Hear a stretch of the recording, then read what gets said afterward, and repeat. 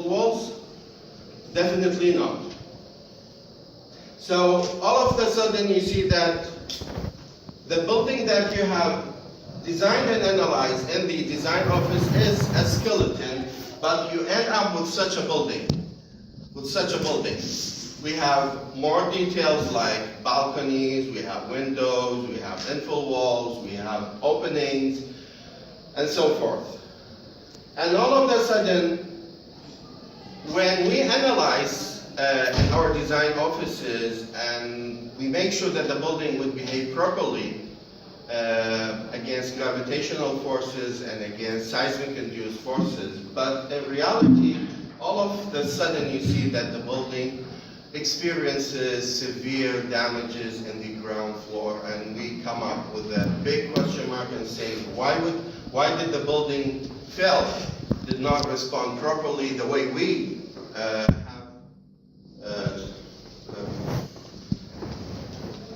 why did not the building respond properly the way we have assumed in our design offices? Of course, I'm going to explain to you why did the building experience severe damages in the ground floor. But now we go furthermore to see in design offices again, we assume that the building is a mere skeleton. We have beams, columns, and nothing else, okay? And all of a sudden, you see that the building is not like that. We have infill walls, we have opening in the ground floor.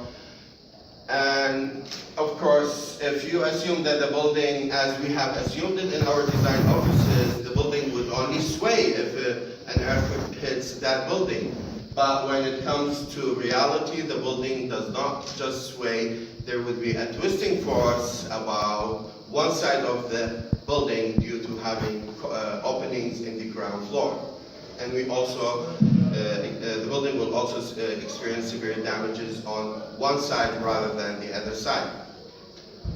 Again, in reality, you will see such damages to the ground floor. Back again to the office, again we assume that the building is a skeleton. We have columns, beams, and nothing else, okay?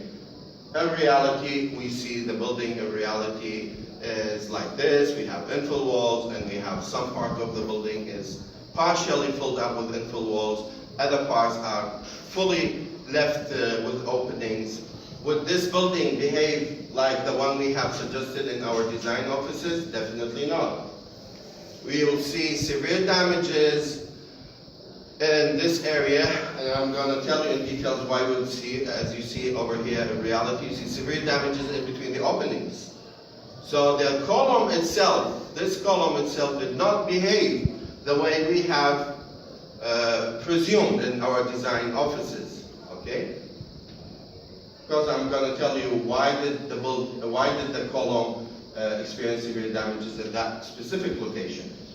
If you look at, okay, now I'm going to tell you about the structural behavior of short columns and long columns. We all know, based on our intuition, that long and tall column, they are slender, they are flexible, right?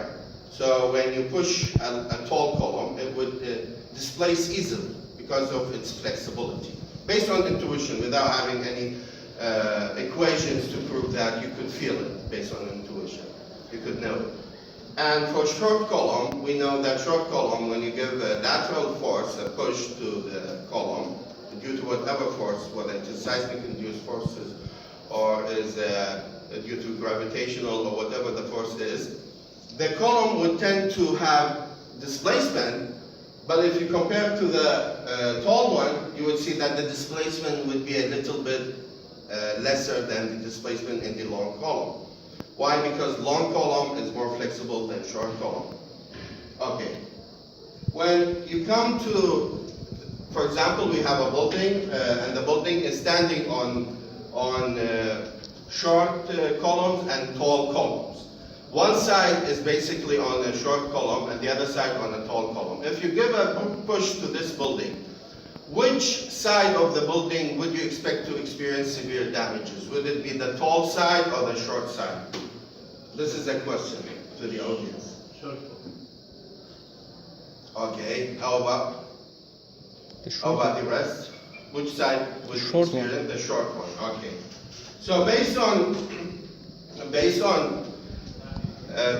my own experience, I have asked students who have no mathematical backgrounds on this topic, and they don't know what is stiffness, what is flexibility. All of them, they have said the tall side would experience more damages, severe damages, because the tall side would experience more displacement than the short side. But if you come to this structural system, this whole system would behave as a single unit. And because of that solidarity, the whole structure would have the same amount of displacement on both sides, exactly.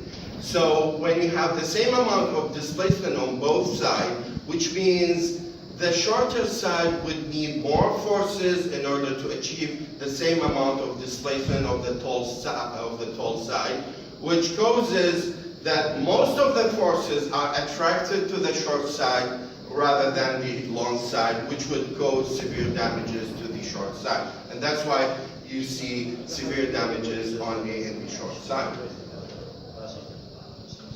For this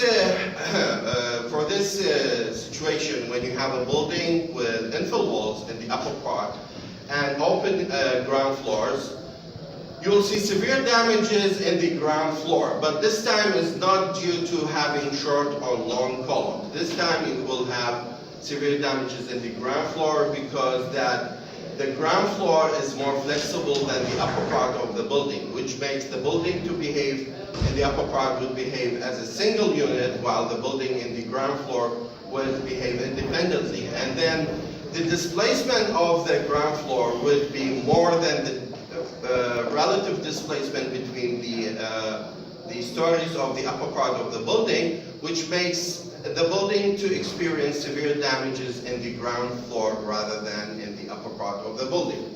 That's why the building experiences severe damages in here, because as I mentioned just now to you, that the ground floor experiences more displacement and the upper part experiences less displacement, because they act as a single unit, while the ground floor would have more relative displacement than the upper part of the building.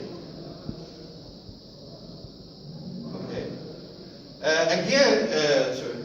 Again, when we are sitting in our design offices, we again assume that the building, as I mentioned to you, has skeletons, beams, columns, slabs, nothing else.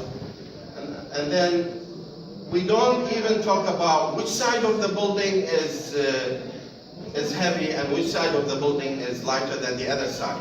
Because when we have a building, especially complex compound buildings, it could be, the building may not be just a simple residential building. It could be, you might have a residential building attached to a shopping mall and attached to a hospital. So you have multiple multi-purpose buildings within the building itself. So in design offices, we don't assume that this side is heavier than the other side, but in reality, you see that this side might be heavier than the other side due to the purpose of the building on this side. So you might have that, like, for example, a residential building on this side, okay, and over this side you might have a school. So definitely you're going to have different weight. And that difference in the weight or the mass on both sides would cause not only a lateral sway, but a twisting moment that would cause severe damages on the side that we have not presumed properly in design offices as a massive side. And due to the weight, you're going to have, the building would experience severe damages on the massive side. Now we talk about geometrical aspects. Do geometrical aspects play an important role in structural behavior toward seismic-induced forces? The answer is yes.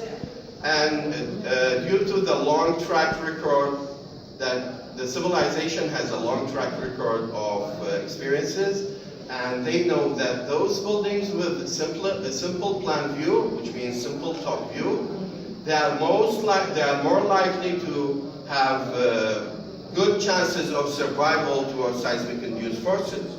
And those buildings with complex top view, like you have a C shape, a T shape, or an X, or if you a plus shape, okay, a plus sign shape on the top view, then you see that the building chances of survival against seismic-induced forces might be lesser than the building of those simple plan view.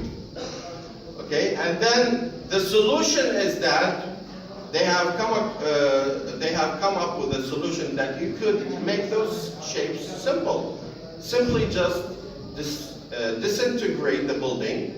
Okay, so make the top view looks like instead of having a T shape, make it to look like this. You just have a rectangular with another rectangular rather than having a T shape or an L shape. Okay, but there is a saying says don't solve a problem with another problem, which means do buildings bang each other during an earthquake? Yes, if you have splitted these two buildings into two, so make sure that the distance in between the building is good enough so that they don't bang each other. You don't bang against each other.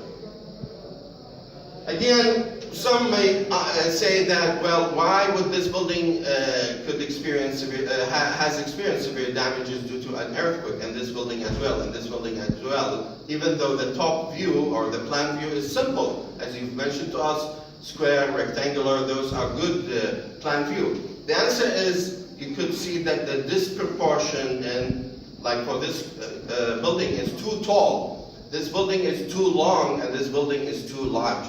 So tall, as I mentioned to you, more flexible, and long is also the likelihood for the building to get tilted on either side is there. And for the one which has large plan view, it is too massive, too massive. So due to its mass, the likelihood of having damages in the ground floor is there.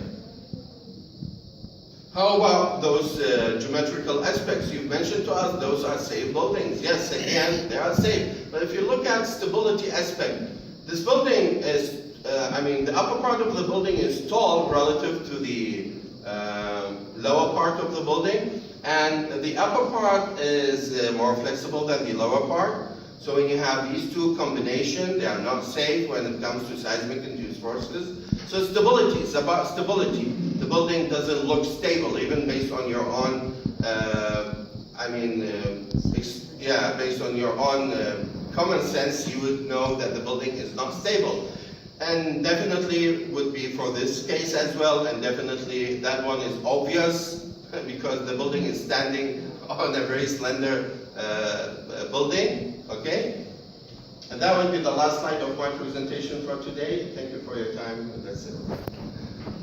Okay, you're welcome. So splitting buildings is better to be at split one building. Of course, simple plan view. And control the distance between them. Exactly, with proportional sizes, that's it. That's it. Avoid complex plan views. In active seismic regions, we are not talking about regions where we have no seismic activities. Yeah.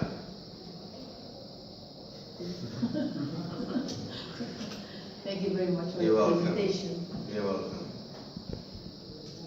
Any question? Thank you. Okay. Okay. Thank you very much for attending my seminar.